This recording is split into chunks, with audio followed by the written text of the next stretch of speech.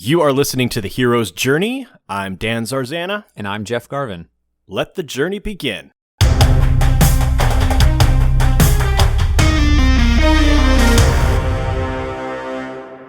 Welcome to another episode of The Hero's Journey, where we apply the teachings of Joseph Campbell and Christopher Vogler to we used to say contemporary books and films, but Jeff, the novel we're discussing here today, a fifth of the way through the 21st century. Don't say that. Was published at the end of the 19th century. So I'm not sure the word contemporary really applies here. When you say turn of the century to most people now, they think of switching from 1999 to Y2K.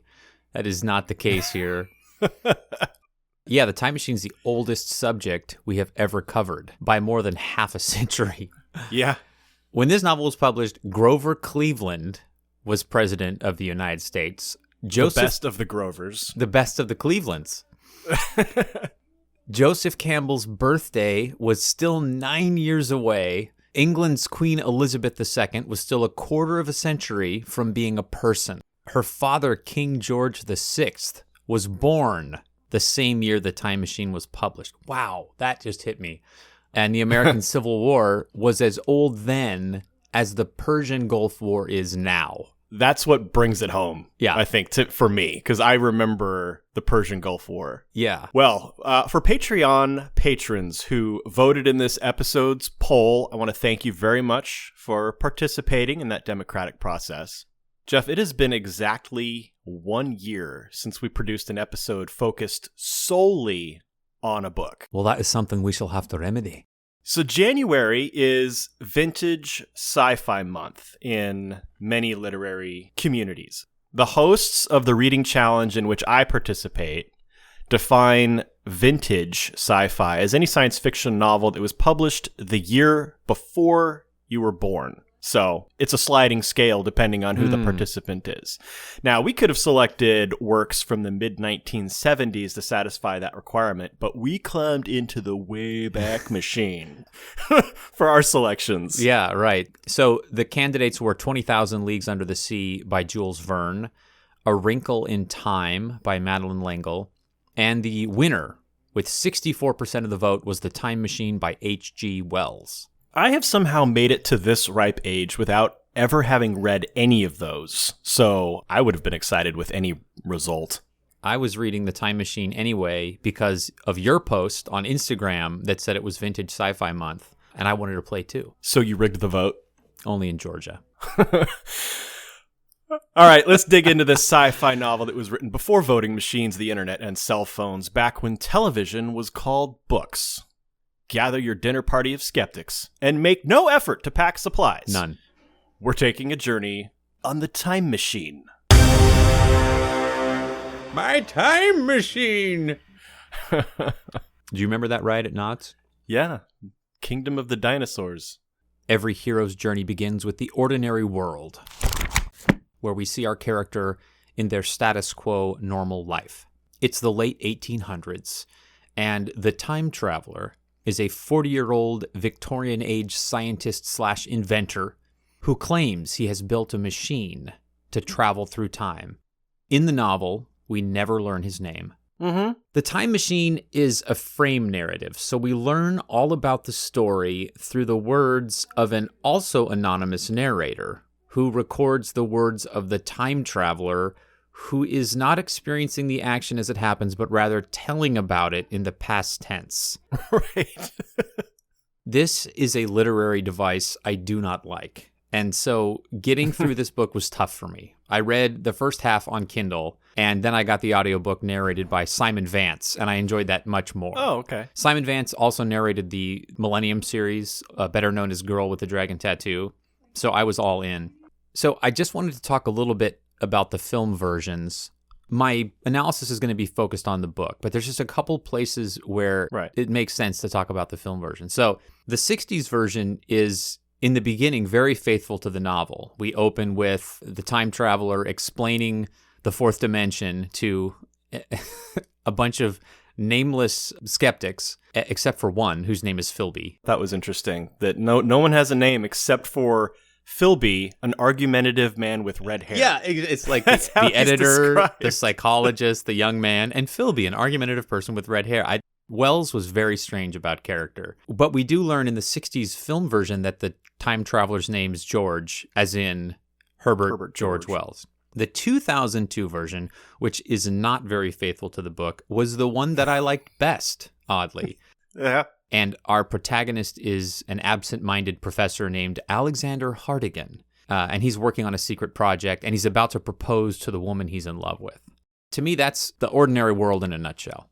Yeah, I'm surprised that you, speaking of the novel, that you included the time traveler's revelation to his dinner party that he has built a time machine in the world of common day. To me, that fits more in the call to adventure section because, as you noted, this story is told by a third-party narrative who speaks in the first person. Yeah. Except when he's completely narrating the story as told to him by the time travel. It was very odd. I don't understand. What was the purpose of that choice by Wells? Is it to create a barrier between skepticism and the story, where it's not the hero telling their own story?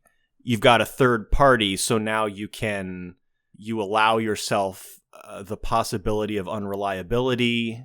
You know, I think literary tropes come in and out of fashion and change over time. This is one of the reasons why it was really hard for me to get through the original Sherlock Holmes stories, because they're also told as Watson witnessing Sherlock telling the story as it was happening. And so there'll be these long paragraphs of narration, and you finally get into it, then it's like, Sherlock tapped his pipe. And wow, now I'm totally out of the story. So I don't know if it was maybe like, hey, I'm apologizing for how ridiculous these stories are or how outlandish they are. So I'm going to tell you from my skeptical point of view. I don't know. It's a frustrating thing to read back on. Wuthering Heights, a lot of novels from the late 1800s, early 1900s are written this way. I think it was just like the same. It's in style now to write novels in the present tense, first person present tense. And I'm sure if you dropped someone from 1800 and read a novel like that, they'd be like, "What is this? This is what is this? A choose your own adventure novel?" They didn't have those in 1890. You know what I mean? So I'll take that criticism that's in the call to adventure. I chose a different but similar moment. So I'll let you take it from here. All right. So Call to Adventure is the second segment of the hero's journey. The hero is presented with a challenge which renders him unable to continue living in the comfort of the ordinary world. I had a hard time determining what the call to adventure here was, and maybe that's why I'm already disagreeing with you on the world of common day. So, like you said, the time traveler has told his dinner party he believes he has built a time machine. He says in chapter 1, "Now you begin to see the object of my investigations into the geometry of 4 dimensions. Long ago, I had a vague inkling of a machine that shall travel indifferently in any direction of space and time as the driver determines." To me, it was the need to prove that point was the call to adventure. I felt the 2002 film adaptation starring Guy Pearce, which was also directed by Simon Wells, H.G. Wells' great-grandson. I know, that's so cool. Had the best call to adventure of the 3 versions of this story. Like you said, the 1960 version, directed by George Powell, was very faithful to the novel in the first act.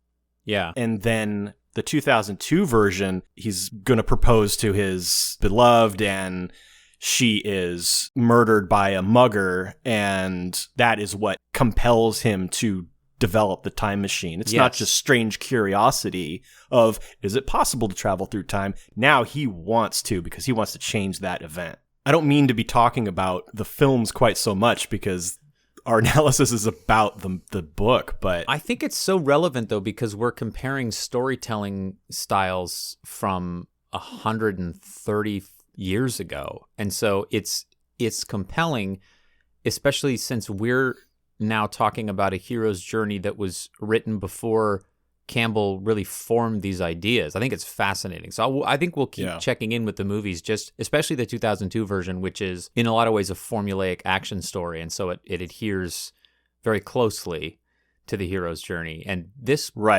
novel, Well, first of all, it sort of created a time travel genre, and it's got like a dark future dystopian vibe to it.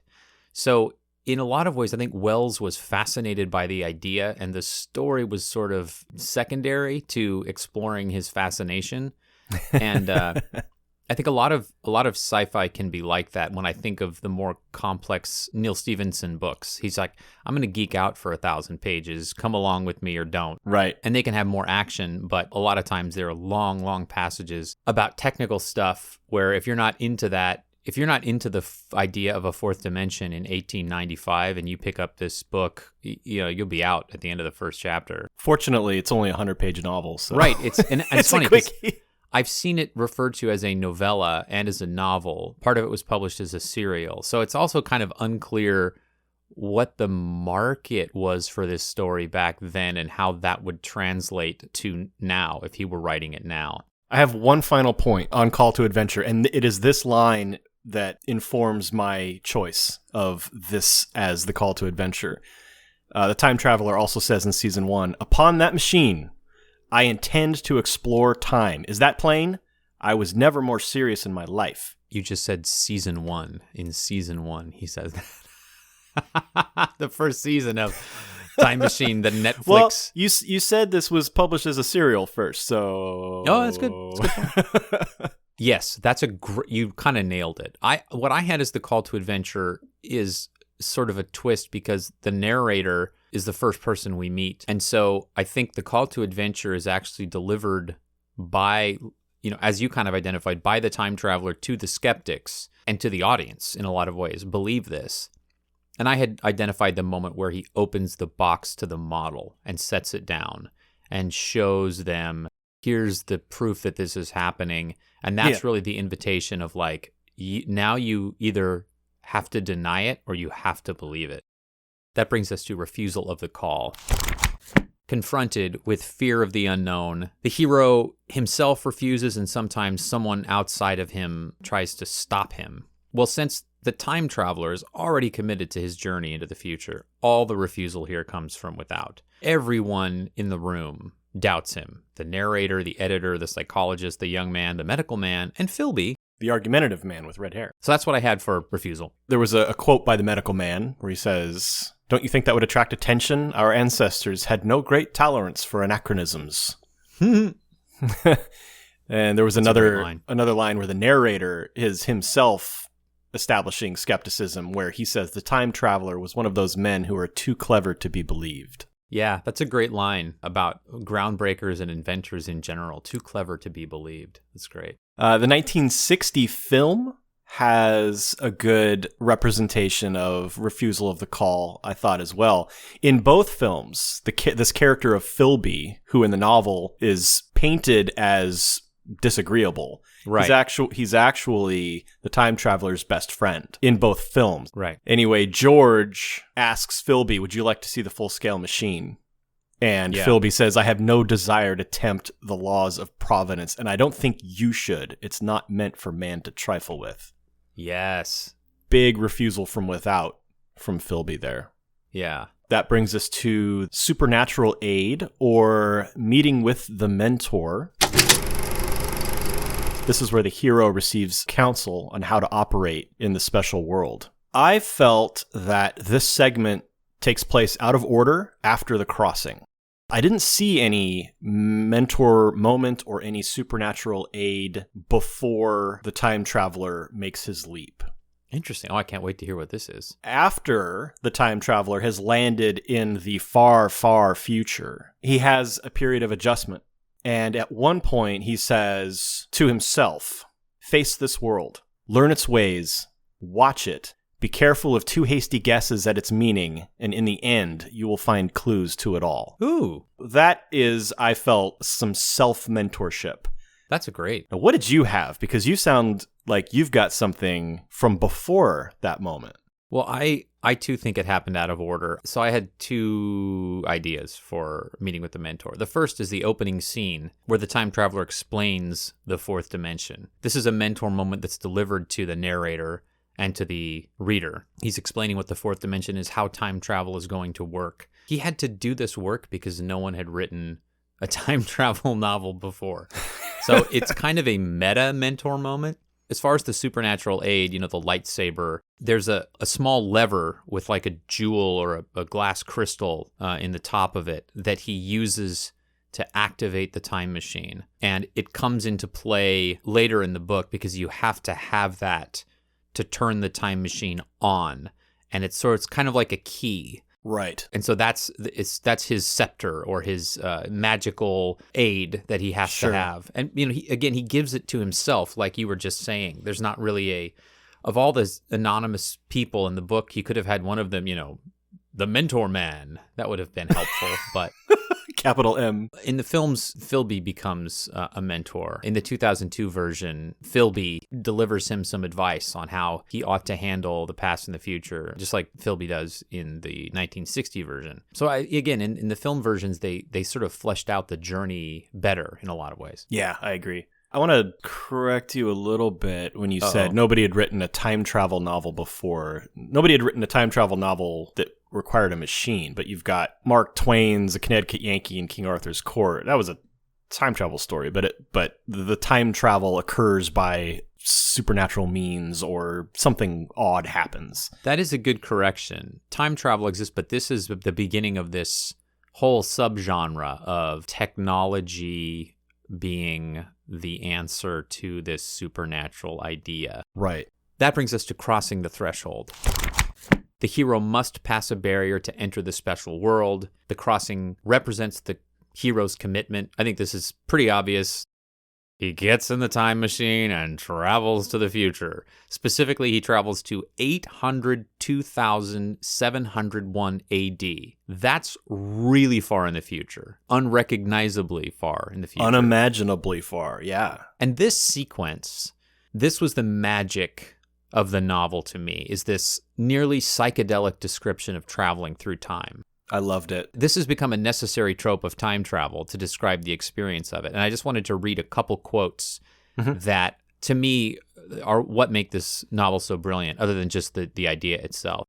The time traveler says, "I am afraid I cannot convey the peculiar sensations of time traveling. They are excessively unpleasant." There is a feeling exactly like that one has upon a switchback of a helpless, headlong motion. I felt the same horrible anticipation, too, of an imminent smash.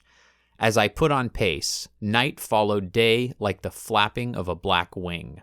The dim suggestion of the laboratory seemed presently to fall away from me, and I saw the sun hopping swiftly across the sky, leaping it every minute, and every minute marking a day. That's just crazy. And then the next quote that blew me away. I saw trees growing and changing like puffs of vapor, now brown, now green. They grew, spread, shivered, and passed away. I saw huge buildings rise up, faint and fair, and pass like dreams. The whole surface of the earth seemed changed, melting and flowing under my eyes. Now, he's just described time-lapse photography, I believe, before time-lapse photography existed. And that visual blew my mind. Yeah. His imagination is powerful. Yeah, that chapter 3 of the novel, I think, is my favorite. So that's what I had as the crossing of the threshold. And I think it's the same in both film versions. I mean, once you get in the time machine, that's your beginning of your time travel adventure. Yeah. And I thought both films did a really nice job of visualizing what H.G. Wells had written. Yes. In terms of the changing of his environment as he sits in the machine looking out. The 2002 version, of course, they had the luxury of CGI technology to make some pretty spectacular visuals. Yeah. What was more impressive to me was the 1960 version, where all of that had to be practical effects using models and trick photography and things like that. The 60s version won the Oscar for Best Special Effects. So, well, if it didn't, then I'm going to flip this table over. You know what time it is? It's time to retire to the Campbell Cafe for side quests.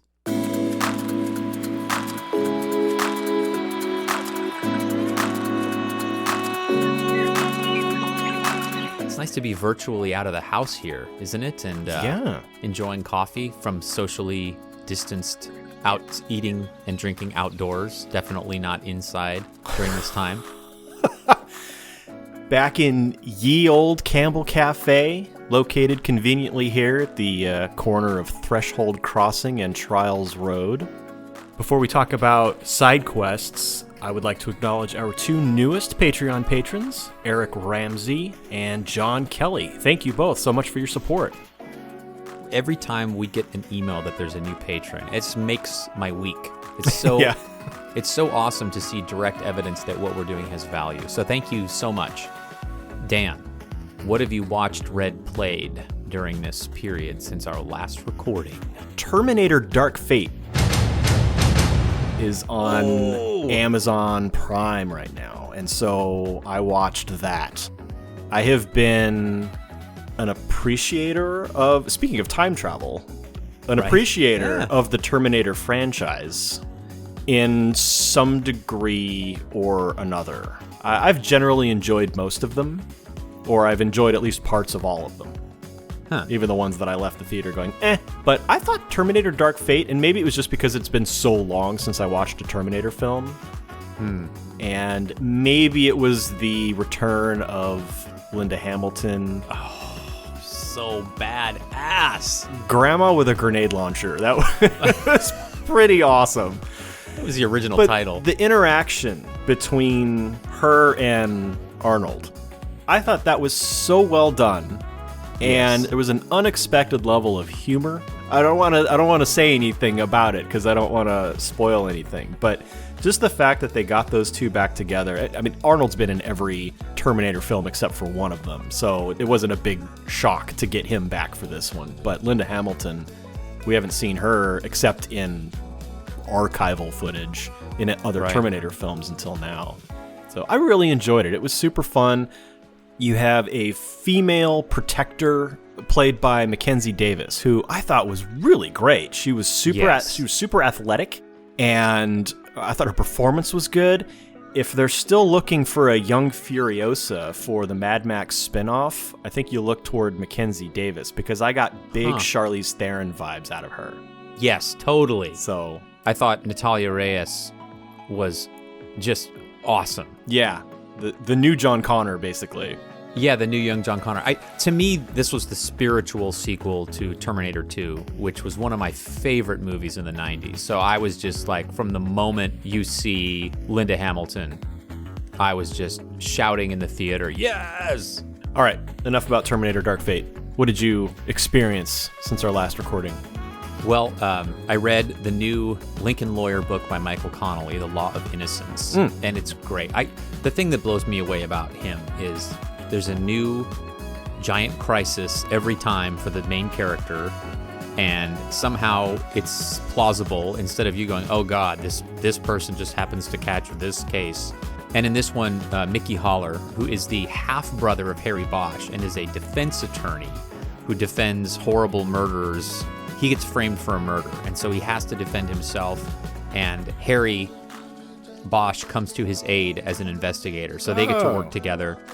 There's a reappearance by Maggie McPherce, his ex-wife. What? So it was a great story. And ex-wife?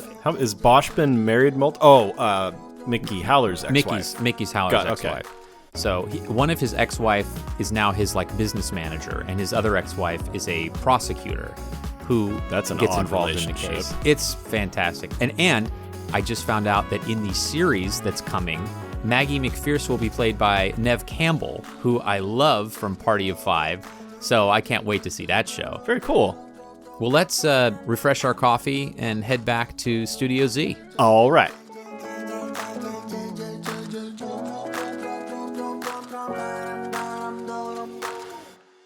Welcome to Act 2 of The Time Machine, the first segment of which is the Road of Trials, or as Christopher Vogler puts it, tests, allies, and enemies. Having crossed the first threshold, the hero meets allies, makes enemies, and must pass a series of tests to prove their worthiness. Not many allies. Nope. For the time traveler in the novel here. He is pretty much on his own.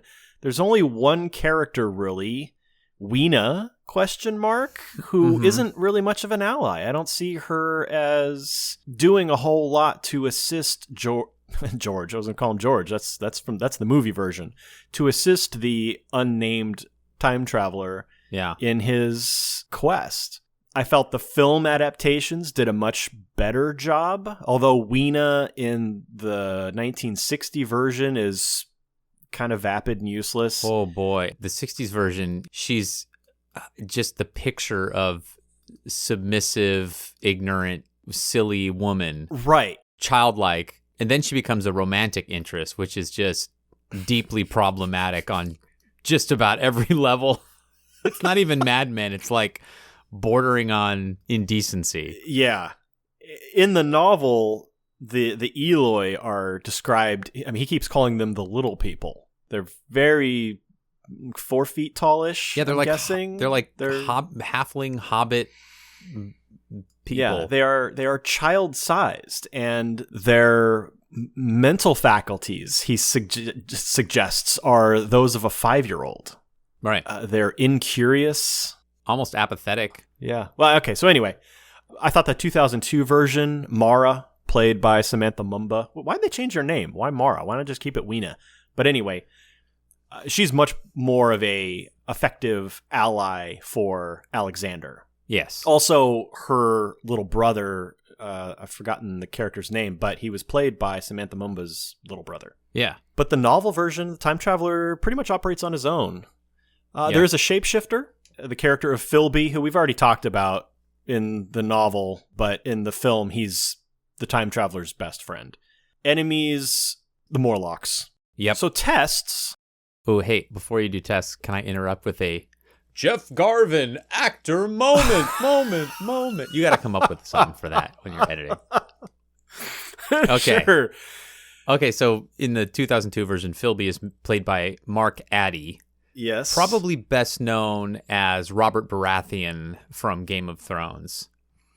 In the early 2000s. Oh, that is true. I thought you were going to mention the Full Monty. Yeah, yes. That's how I think he became known to American audiences. Okay. In the early 2000s, he co-starred in a sitcom called Still Standing. And the concept of the sitcom was that it's a family, but instead of the kids learning the lesson at the end of every episode, the parents learned the lesson. It was sort of a flip-flop.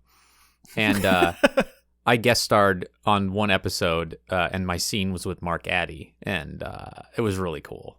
What lesson did your character teach him? Oh, for some reason he lost his ID or something, and he had to go to a liquor store and ask me to buy booze for him instead of like a teenager buying an adult. And at the time, I had super spiky blonde hair, and I looked rock, and they wanted a punk, so that was my role on Still Standing. And that's your Jeff Garvin actor moment. All right, now we can get into tests. When the time traveler arrives in the future of 802,701 AD, there's a period of acclimation where he examines the environment. He meets the Eloi, tries to learn from them, tries to communicate with them, but he learns that they speak a different language now. I mean, he's still in the area that was London, but language over the last 800,000 years has changed. And so he has to learn how to communicate with them. Yeah. He learns that they only eat fruit. There's no meat in evidence. He sees no animals. So this is a period. Oh, he also notices that they don't seem to work. They just kind of like this is a paradise for them, and they kind of lay around and they go swimming and they mate. That's pretty much what they do. There's lots of laughing. But this is a period of, can the time traveler learn to get along and get around in this far, far future? He also makes the assumption that this has been the evolution of humanity, where humans have figured out how to live without having to work. Yeah, there's this whole sidebar. There's many sidebars in this novella with his sort of amateur sociology. And he says at the beginning of each segment, "Hey, I turned out I was horribly wrong, but here's my, first he sort of goes into this riff on communism and how there's the laborers and the capitalists. It was very interesting to see his take on all that. It's actually got some political themes to it. Mm-hmm. If you think about a lot of the greatest science fiction, it all has some statement about the place of humanity in our universe. Yeah. And what humans do to their environment and to each other. I'm a big fan of Kim Stanley Robinson's Mars trilogy. Red Mars, Green Mars, Blue Mars. They're big, chunky, 700-plus page, dense, highly researched science fiction books. But one of the big themes of those is the variances in political ideologies between the colonists of Mars. That has been apparently a feature of science fiction, going back to H.G. Wells here, who has been called one of the fathers of science fiction. I saw a second test of the first nightfall. Sun sets on the first day that the time traveler is there in the far, far future, and he has gone out exploring. Right. And as he returns to, we can't really call it, I guess it's a village? It's like the Eloi live in these somewhat ruined buildings, I got the impression. Yeah, like they can't build new stuff, so they live in old stuff. Like animals would. They just kind of live in their environment as it is. Yeah. But he noticed it. He looks at the area, at the spot where his time machine was, and it's gone. And the time traveler says, "I suppose I covered the whole distance from the hill crest to the little lawn, 2 miles perhaps, in 10 minutes, as he sprints back, panicking that his time machine has disappeared." And I just want to call out, just briefly, the distance and the time, 2 miles and 10 minutes. Professional foot racers in that time period were running like 410 to 420 miles. That's fast. In 1895, which is very fast. So for him to do that, and a 5-minute mile is competitive. So for this scientist to do it, I mean, that's a testament to adrenaline. So he now has to figure out where his time machine has gone. How terrifying would that be to drop into 800,000 years and where's my time machine? Yeah, imagine, for those of us who have had our cars stolen, and I have. I left work, came out of the parking lot, and there was a big empty space where my car was. That right there is a disorienting, panic-inducing thought. Yeah. I was probably 2 miles from home. I could have walked. You could have run in under 10 minutes. If it was downhill. That's right. And this guy is 800,000 years away from home, and his car has been stolen. So he, quite understandably, loses his mind, and he starts verbally and physically assaulting the Eloi. "Where's my time machine?" He determines, however, that the time machine has been hidden underneath a statue that he is calling the White Sphinx. And that compartment is blocked by a large bronze gate that he pounds on with his fists and with a rock, and he cannot breach. But he's pretty sure it's in there. It is during this panicky moment that he experiences what I called out as the meeting with the mentor, where he says, basically, engage with this world and learn how to live in it, and then you'll figure out how to get your time machine back. Huh. It is his first real crisis moment, and how does he respond to it? Yeah, it's great. I just wanted to throw in a couple of things about the films, because the films have such a more developed first and second act. So in each of the two films, there are multiple hops in time before we reach 800,000 years in the future. And in the 1960 film, he hops forward to the First World War, and he's like, "Oh my God, what's happening to the world?" And then he hops again to the Second World War, and has to run into the time machine to escape an air raid. And so we get the sense that society is degrading, and those are kind of tests. And in the 2002 film, he hops forward and discovers that a mining accident on the moon has exploded the moon, and so life on Earth is becoming uninhabitable. We don't see any of that in the book. He's straight to 800,000, and so the tests are less dramatic in many ways. The next test was the exploration. Now that he has decided how he's going to go about his task of recovering his time machine, he begins exploring his surroundings. He finds the well system. Yes. Also, he hears machines deep in these wells, and he realizes that there is a subterranean world. Maybe this is why there are no machines, there's no industry visible on the surface world, because it's all been moved underground. Yeah. He also begins to recognize the age of the little people. They're all young. There are no elderly. There are no infirm. There are no signs of death care, cemeteries, tombs, mausoleums, crematoria. Right. And that kind of reminded me of... There was a 90s sitcom called Dinosaurs. Do you remember this? Vaguely, now that you mention it. It was a family sitcom, but all the actors were in dinosaur suits. And there was an episode called Hurling Day, where when an old dinosaur reaches 72 years of age, there's a ceremony where their family chucks them off a cliff so they're no longer a burden to society. Oh, Jesus. And the patriarch of the family, like the Homer Simpson, Peter Griffin of the family, hates his mother-in-law. And he's really excited about Hurling Day because he gets to get rid of her finally. And so I just had this thought of that when he describes that there are no old or infirm Eloi. To me, it was shades of Logan's Run. Yeah, that's a good one too. So all of these observations, the time traveler now, he wants answers. What is the well? Why are there no elderly? Why is there no industry? And what am I hearing underground? So he wants to go discover the answers to all of these questions. And then what I saw as the final test, Peeping Tom to the rescue. The traveler is watching people bathe in a river. Like, what, dude? Were you hiding behind a bush or just creeping right out into the open?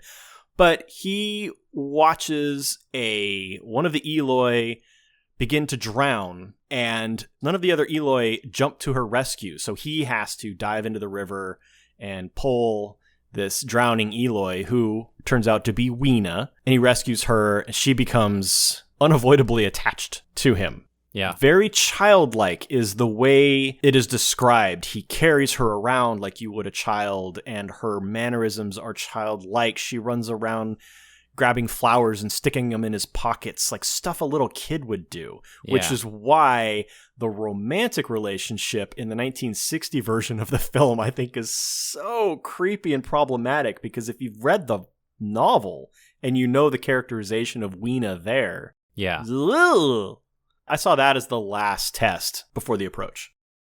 I included his first encounter with the Morlocks as the final test. He gets to one of the aforementioned wells, and he starts climbing down into it, and he almost falls. And then he crawls into this niche to rest, and he sort of doesn't quite fall asleep, but he's, drowsing. And he's roused by a, quote, soft hand touching his face. Just chills. Like you're lying in a rock in the ground and you feel a soft hand. I just pee my pants immediately. And he lights a match and he sees a Morlock. Now, the description of the Morlocks when he first meets them is so much more terrifying than they are in the movies. I think in both of the movies, was it Spielberg who said never show the whole shark? Like in Jaws, you see pieces of the shark, and so it's terrifying. So here's how he describes the Morlocks. A small, white, moving creature with large, bright eyes, which regarded me steadfastly as it retreated. It made me shudder. It was so like a human spider. The half-bleached color of the worms and things one sees preserved in a spirit in a zoological museum. And they were filthily cold to the touch. Those pale, chinless faces and great lidless pinkish gray eyes. That is freaking terrifying. That's like the alien from Aliens. Just disgust. And so when you see these sort of, in the 60s version, they're kind of like the abominable snowman from the old Matterhorn. And then in the new version, they're like grumpy blue gorillas. Just not scary at all to me. The description that you just read reminded me a little bit of the motion picture representation of Gollum from the Lord of the Rings films. Yeah, well said. That's the image I got in my head, with the large eyes and the pale white flesh and creepy. So also during this sequence, he says, I wish I had a Kodak. He refers to a camera as a Kodak, and that made me feel ancient. To know that from 1895 until the 1990s, people referred to cameras as Kodaks or a Kodak moment. I was just, felt so ancient. During this first descent, which I can understand, descending into the underworld must be the approach, but that's not how I interpreted it. So he discovers that the Morlocks are carnivores, but he's not sure what the meat is. And he runs out of matches as he's being, again, touched in the dark. And the Morlocks try to drag him away, but he escapes. So to me, that was the final test, is his first encounter with the Morlocks. Oh, wow. I am totally off my saddle right now. Yeah, I figured we were going to be out of sync here. So it'll be interesting to see how this unfolds. All right, move into approach. Approach to the inmost cave. The hero reaches the edge of a dangerous place where the object of his quest is hidden. As the sun goes down, he and Weena cross a river and come to the edge of a dangerous and dark wood. And there's a passage, under that dense tangle of branches, one would be out of sight of the stars. Even were there no other lurking danger, a danger I did not care to let my imagination loose upon, there would still be all the roots to stumble over and the tree boles to strike against. So he's describing the literal forest, the dark forest, that he's about to enter. And in that approaching, he realizes, oh God, the meat the Morlocks were eating was Eloi. So he comes to that forest, and then we have the classic approach to the inmost cave, gearing up for battle sequence. He comes to this palace of green porcelain, which is this old abandoned history museum, and he finds sulfur, and he thinks of making gunpowder, but there's no saltpeter. And then he finds guns, but there's no ammo. And then he finds books. And he thinks maybe, so there's some explanation of what has happened or some knowledge of the future. But really what he's thinking is, I wonder if any of the books I wrote are in there. It's just like moment of multi-thousand year arrogance and vanity, which honestly I totally relate to. If 800,000 years in the future, if I stumbled on the ruins of a Barnes and Noble, I would head right to the Y section. It's so relatable to me. What a jackass I am. But most importantly, he finds matches and camphor, which I learned is not only an FDA-approved topical analgesic, it's also flammable. So now he's got fire, which he knows from the matches could be his defense against the Morlock. So then the gallery floor slopes down into darkness. Weena gets freaked out. He hears movement. He pries a loose metal bar from one of the machines in the gallery to use as a bludgeon if necessary. So he is armed up at this point, as armed up as he's going to be.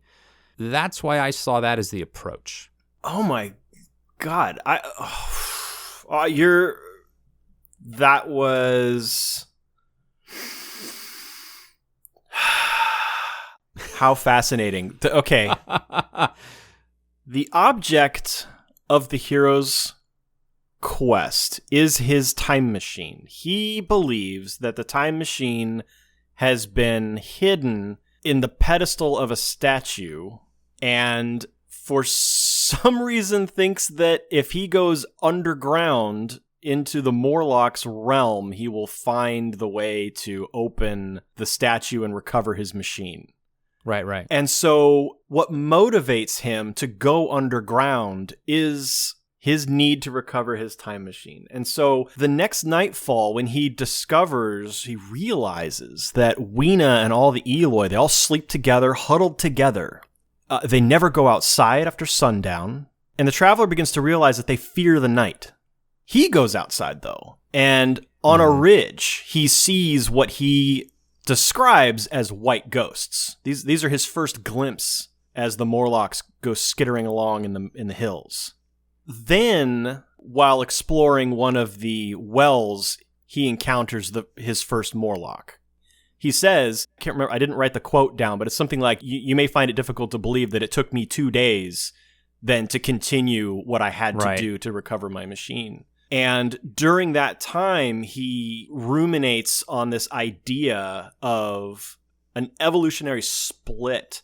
And this is where he calls out capitalists versus laborers. Yeah, that was fascinating. Or because he's from England, you've got, and from Victorian era England, you've got the idea of upstairs versus downstairs. So anybody who's seen a show like Downton Abbey, where the aristocracy lives in the house above, and then downstairs, often underground, are the staff of the house. That's their quarters are down there. Their working area is down there. And I love that metaphor. He determines that it is this split that resulted in the eventual evolution of the Eloi as the playful and clean, and then the Morlocks, who have evolved into these strange, pale, large-eyed, spider-like creatures. And he says, the next night I did not sleep well. Probably my health was a little disordered. I was oppressed with perplexity and doubt. I had the restless feeling of one who shirks an inevitable duty. I felt assured that the time machine was only to be recovered by boldly penetrating these underground mysteries, yet I could not face the mystery. That's what I saw as the approach to the inmost cave. That underground area where he can recover his machine and get back home is the inmost cave. And this is his approach to it. I agree that the inmost cave is underground. I just disagree what his approach to that underground cave is. There's another challenge to this because since it is a novella, some of the stuff is compressed, and the end of the story is strange. So it is one of those things where the mythological elements may not fall in chronological order. So I can see how we would identify different parts there. So let's move on to... Well, okay. I'll dip into the ordeal now because it follows immediately what I was just talking about. So the ordeal, where the hero faces the ultimate test, often risking death to overcome his worst fear, sometimes actually appearing to die. Now, I said that in my notes here, that the ordeal takes place across 2 locations. So first, the traveler literally descends into the underworld. This is a huge element of the ordeal in Campbell and in Vogler. The traveler witnesses the industry down there. He also, as you noticed, he sees the meat that the Morlocks have been eating. He sees evidence of their consumption of, shall we say, ensouled flesh. He meets a gaggle of Morlocks who become increasingly aggressive toward him, and he tries to frighten them away by striking his last 4 matches. Now he is in total darkness. This is another reason why I picture this as a representation of the ordeal. This is somewhat of a symbolic death of the character. It's at least a death of the light. This is the last of his supplies that he has access to. The Morlocks chase him. They claw at him because he would make a nice tasty meal. He's twice the size of an Eloi. And at last he escapes back up the shaft. When I first read this book, I thought, okay, well, it's got to be the ordeal because he goes, the literal undergroundness of it into the darkness, his fight with the Morlocks and how they're going to eat him if they catch him. So that there's like risking death. He's also terrified to go underground, but he does. So that is him overcoming his worst fear. I extended, however, the ordeal to what you have called Approach to the Inmost Cave. Oh boy. Which is his journey through the dark forest to the Palace of Green Porcelain. He says in chapter 6, "Now indeed, I seemed to be in a worse case than before. I had merely thought myself impeded by the childish simplicity of the little people and by some unknown forces which I had only to understand to overcome. But there was an altogether new element in the sickening quality of the Morlocks. something inhuman and malign. This he says after he has escaped from the underground. He has come to a new understanding of what he faces. He was not able to recover his time machine. He has lost all of his matches now. He was almost eaten. Then he decides he's going to travel to the Palace of Green Porcelain, but he has learned that the Eloi fear the new moon. They call it the Dark Night, which I saw was another... It's a surface world representation of the underworld. I included the exploration of the museum and his acquisition of his items at the end of the ordeal because I thought the stuff that he gets was ultimate boon stuff. Those are the tools that enable him to succeed in his mission to recover his machine. This is the most we've diverged in a long time. He says this is before he gains all of these items that you have listed. He says, I had at the time very vague ideas as to the course I should pursue. My first was to secure some safe place of refuge and to make myself such arms of metal or stone as I could contrive.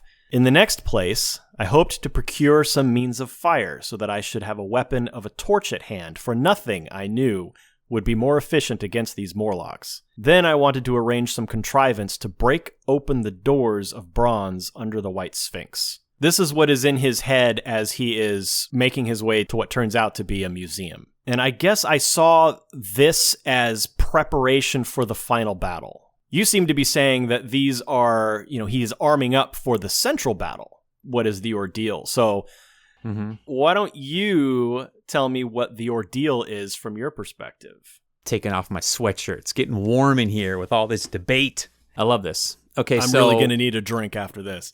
Oh, I can't wait.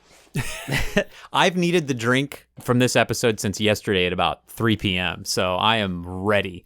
Okay, so they set off toward the White Sphinx, determined to enter the bronze doors and reclaim the time machine.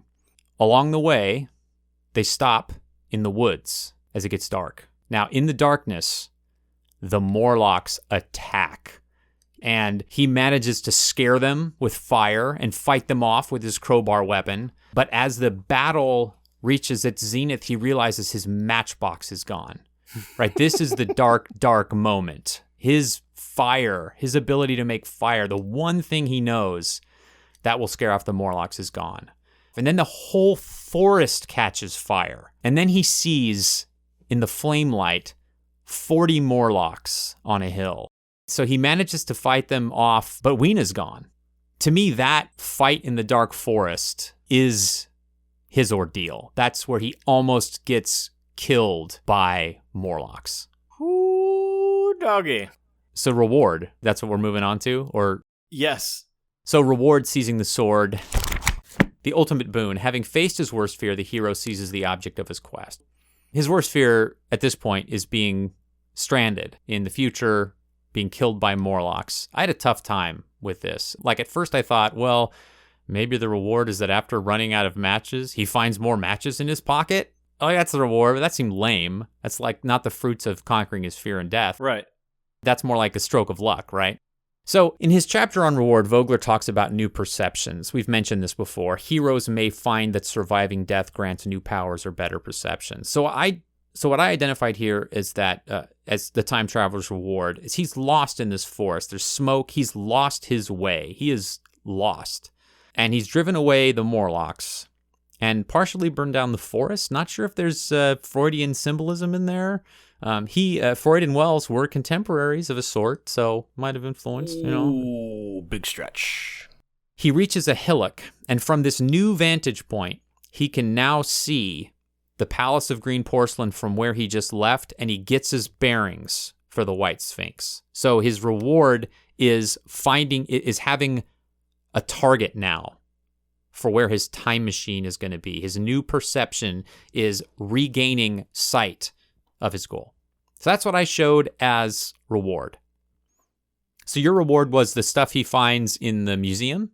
Yeah, after descending into the underworld and almost being killed by Morlocks, making it back, and then deciding these are the things I need to do, and then going to the Palace of Green Porcelain and collecting all of those items. those were his rewards, because these are the things now that enable him to proceed on his quest. Well, there we go, ladies and gentlemen. Our first hard disagreement in many, many episodes. It's been a really long time. Yeah. I am discombobulated. I need a drink. The only thing that will cure this, the ultimate booze. That's what we should call this segment. The ultimate booze. How are we not? That's it. All right. But for now, I'm gonna wander on over to the virtual Vogler Lounge, and I will see you there for our beverage break.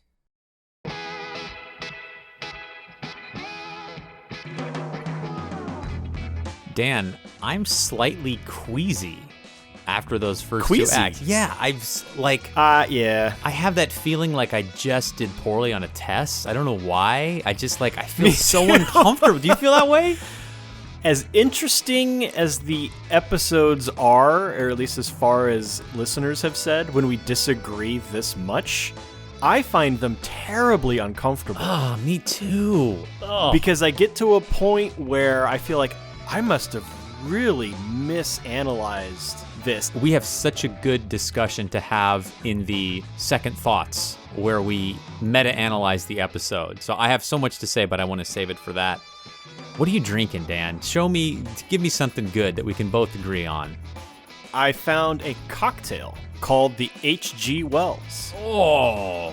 It is made with 1 3/4 ounces of bourbon, 1/2 ounce of dry vermouth, 1/4 ounce of pastis, which I was not familiar with. But I looked it up, and it is a liqueur that is flavored with anisette, which smells and tastes somewhat like licorice.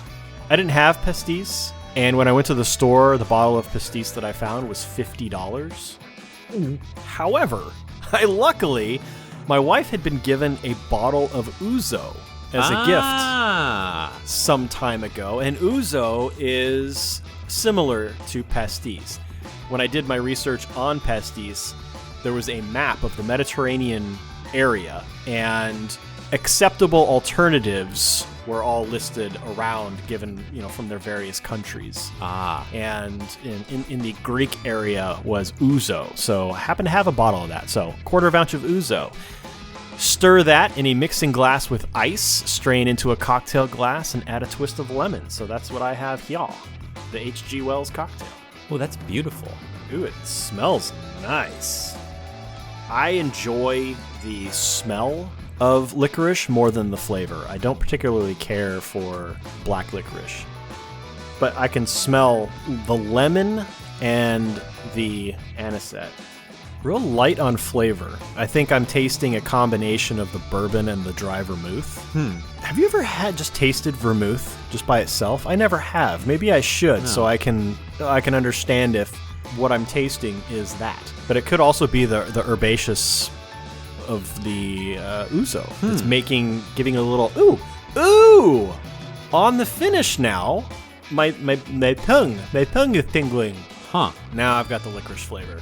Well, I'm going to continue sipping on this while you tell our fine listeners what you have. Well, man, I wanted a time travel related beverage so hard. I thought there has to be a beer or something where someone's called it time travel or time machine. Couldn't find it. And I was in the mood for a beer. I haven't had a beer on this podcast for a long time, it seems.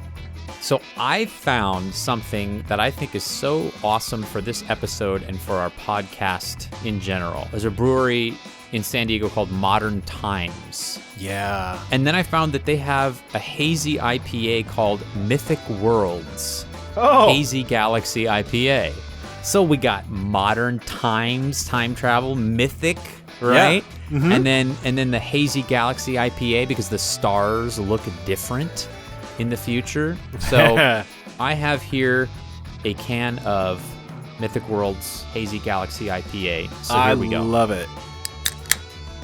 All right, and I also, on theme, my parents moved to Las Vegas in 2001, and they brought me, from their first visit to their new home, a Luxor pint glass, which has a sphinx on it. Okay. So, in honor of the White Sphinx, I even have a themed glass for this episode.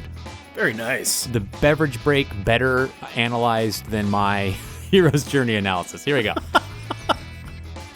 Oh, it's I'm pouring it into the glass. It's almost pale as a lager. All right. I definitely see hazy IPA. That is very hazy. Yeah, it looks like cloudy grapefruit juice. Yeah, it's very yellow, but with a dark sort of kidney infection tint to it. Enjoy that. Very nice white foamy head. I'm going to smell it. Ooh, I smell hops and citrus. Getting your nose in there so much. It says here, big, beautiful notes of peach, passion fruit, and tropical radness over a backbone of ripe citrus. Okay, here we go. Sorry, tropical radness? Oh, wow. I haven't had an IPA in a long time. The hops punch you right in the sides of the tongue on this beer. Is IPA still your favorite style? You know, honestly, I have been on such a Guinness kick that I don't think I've had an IPA since maybe November. This is pretty aggressively bitter to me. I wonder how many IBUs it has. I was just going to ask, does the can give the IBU count? No. Let's see, Modern It's Times. It's 7.5% alcohol. Modern Times, Mythic Worlds, Hazy Galaxy IPA. Yeah, to me this tastes citrusy and aggressive is how I would describe this beer. I'm about to shock you, Jeffrey. Is it low IBU? It's only 50. Jeez, man. All right, so my palate has clearly gotten out of shape. I need to have myself a Stone. You need a Scorpion Bowl from Stone, I think. It's good because I was really in the mood for a beer, but I think I would have one of these if I were sitting at Foreman's and then move on to something less aggressive. It's 7.5% ABV, which is not super aggressive, but it's the strongest beer I've had in a long time, so I should be feeling pretty good. Stone Scorpion Bowl IPA has a 76 IBU. That's one that I can only drink one of because the IBUs just punch me right in the face. Dan, here's to the most wackadoodle episode we've had in a long time. Yeah, here's to being wrong. Clinky, clinky. Drinky, drinky.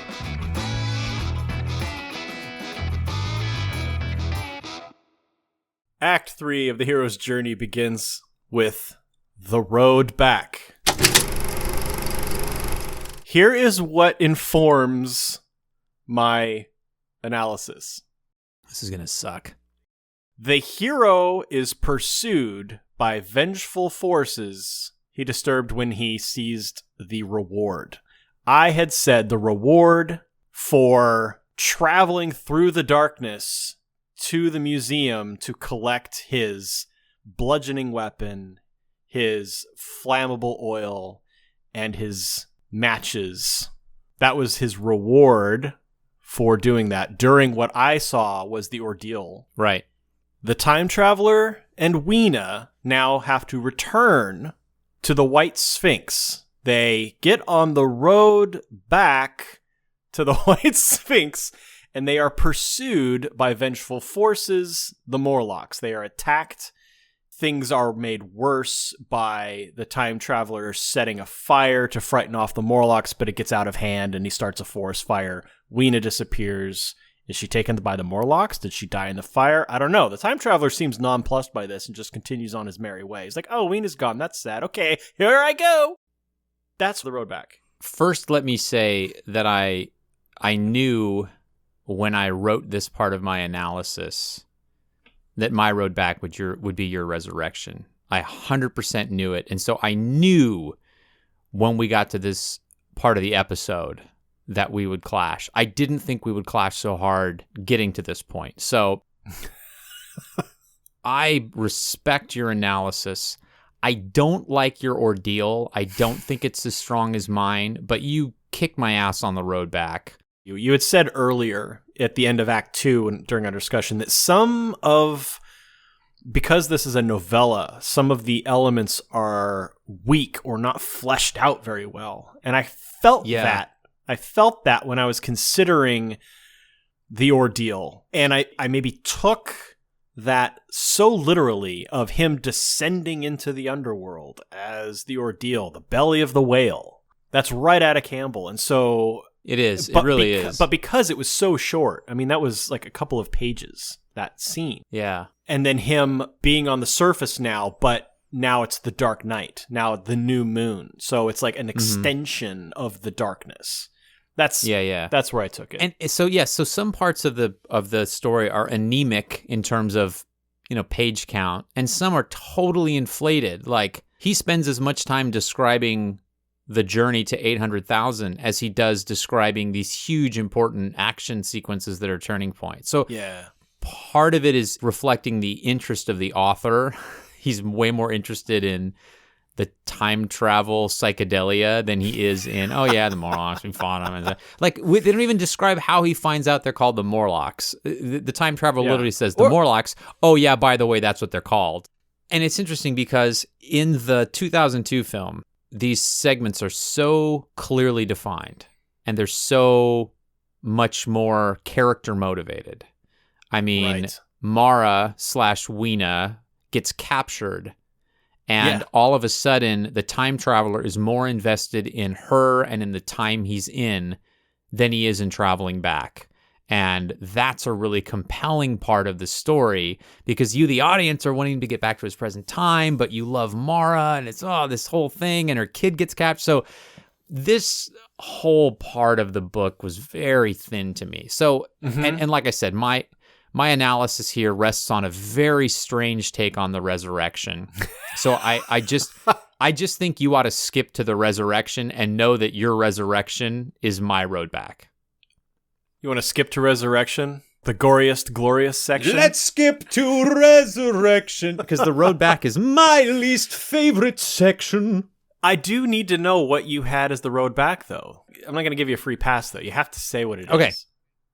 Traveler goes back to the White Sphinx, discovers the brass doors are open, and his time machine is sitting on a gleaming pedestal. But it's a trap. He has set the Morlocks on fire. He has invaded their home. And now they're going to use his time machine as bait. They slam the doors behind him, and the Morlocks are fighting him and attacking him, but he manages to flip the switch just in time to escape. And by the way, all of this happens in about a page and a half. Is it even that long? Of the novella. It's so quick. That was my road back, the Morlocks attacking him to prevent him to get back. This is the magic flight, the return that gets refused by the Morlocks, the crossing of the return threshold. Yeah. That, again, I saw that as the Morlocks attacking him in force as he's trying to return to the White Sphinx to recover his time machine. That was the magic flight, the refusal from come on, Dan, remember your Campbell. Refusal of the return crossing. I'll buy that. I get it. That leads us to resurrection. The hero faces death one more time in a final battle or showdown. This time the danger is on the broadest scale of the entire story. May I assume that the final battle with the Morlocks to get into the time machine was your resurrection? It was part of it. Okay. I extended it into what I think you are about to talk about. Okay. So then I'll just dive into mine. So instead of going back, he jumps forward in time. And Wells gives us another surrealist nightmare vision of strange giant crabs and floating tentacled footballs. We end up traveling 30 million years ahead to watch the death of the Earth. And I chose this as a resurrection because while it isn't a battle or a showdown in the truest sense, it's the culmination of the time traveler's journey. He's seeing not only the end of the human race, but of the Earth itself. This is the end of history, the end of future, the end of the future as humanity knows it. And his travel into the future was never about Weena or getting back. It was always about discovering the future, and he's seeing the end of it. And then he's reborn by returning to his present day. So I know that's a little bit of a psychedelic interpretation, and it's not a last battle, but to me, that was his resurrection, is he achieved the goal of seeing the future to its farthest extent, and then he got back. I think these are my two favorite sections of the book, was chapter 3, when he describes going to 802-701, and then when he goes millions of years into the future. Yeah. Those were the two best parts of the novel for me. His imagination is so alive. The time traveler does stuff that I would like. I think about the things I would do if I had a time machine, and jumping to 800,000 years ahead is the last thing I would do. I would never go that far ahead. Like, just so bizarre. And then to go 30 million years, that's just insane. Right. Why would you build a tens of millions digit in your analog year tracker? That's just insane to me. Why not? Why limit yourself? I don't know, man. Final segment, the freedom to live or return with the elixir. The hero, having won some precious treasure or reward, now returns to the ordinary world to share the spoils of battle. So, as you noted, the time traveler returns to his time and recounts the story that we've just been told by the narrator, who is telling the story of what the time traveler is telling him to us. Yes. He is met again with skepticism from his guests, and really the only evidence that he has of his journey is the flowers that Weena collected on their journey to the Palace of Green Porcelain and stuffed in his pockets. And he draws 2 of these out now and puts them on the table for everybody to see. And that's not enough evidence for them. He's a terrible time traveler. He brings nothing with him, doesn't bring a gun, doesn't bring anything, and then he comes back with flowers. You're so American. He's terrible. A gun. That's terrible. That's the first he brings thing no you think of as a food. gun. He brings nothing, and then he comes back with flowers. Because he says he's a terrible explorer. Terrible. I agree with you. I absolutely agree with you. But he says the reason he made no effort to bring provisions is that he expected the future humanity would have far surpassed his knowledge in terms of technology and sociology, and he expected to land in a utopia, and there would have been provisions plentiful. Yeah, I don't expect the plane to crash either, but we're going to put emergency flotation devices in it just in case. So all the skeptics leave the house, leaving the time traveler by himself. The narrator, though, decides he's going to go back inside and check on his friend, the time traveler. But he discovers that the time traveler has left again. And then we fast forward. The narrator says, I've been waiting 3 years for him to return. But it's only that version of the narrator who's been waiting 3 years. If the time traveler zips off into the future and then returns to the day he left again, he will encounter the narrator before the narrator knows that the time traveler left. And those 3 years of the narrator waiting for the time traveler to come back never would have happened. That's why I think we're to assume that the time traveler did not return. Since he arrived in the distant future with no food or equipment or provisions, he was probably just killed immediately and could not return in the time machine because he's a terrible, terrible explorer. No, but the time traveler, the second time, he packs a bag. Oh, that's right. So he learned his lesson, and off he went again. But I'm saying that the narrator that we know won't exist if the time traveler returns and tells the story of his second trip.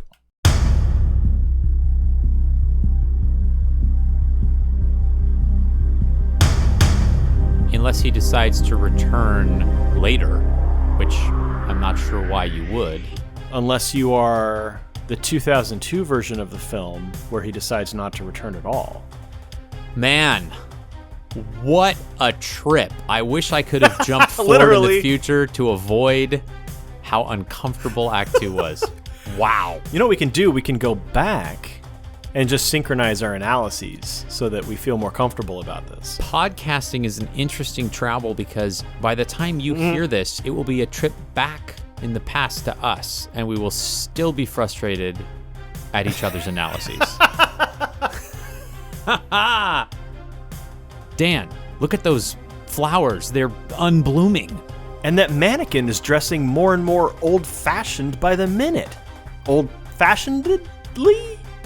We are definitely going back in time. Wait! Everyone's wearing masks! Reverse! No, go up! We're time traveling, you idiot! There is no up! Ah!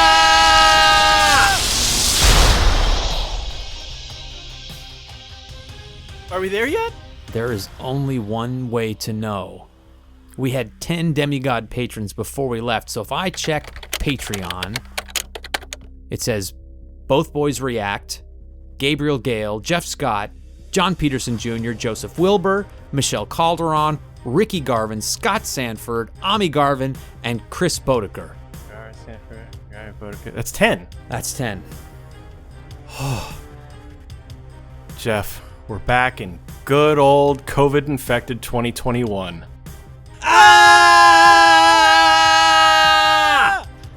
While Jeff and I find a safer year to live in, we need you to continue to spread the word. If you enjoy the hero's journey, tell your friends, tell your family, tell that cute neighbor you're afraid to talk to. Why don't we just use the time machine to travel to a time when we already have a bigger audience? You can't just wish it into being, Jeff. We have to keep asking the people to listen. Yeah, but now you sound like you're begging. I am begging. Please like, subscribe, rate us on iTunes, and if you feel like buying us a cup of coffee, go to patreon.com/heroesjourney and consider becoming a patron. Follow us on all the social medias. Wait, media is already plural, so what's medias? Superlative? Okay, this is getting awkward. I'm going to take us back in time just before you started this embarrassing rant. No, don't you dare! And that mannequin is dressing more and more old-fashioned by the minute. Old-fashionedly? This machine is dangerous and should not exist. Thanks again for listening. Until next time, journey on.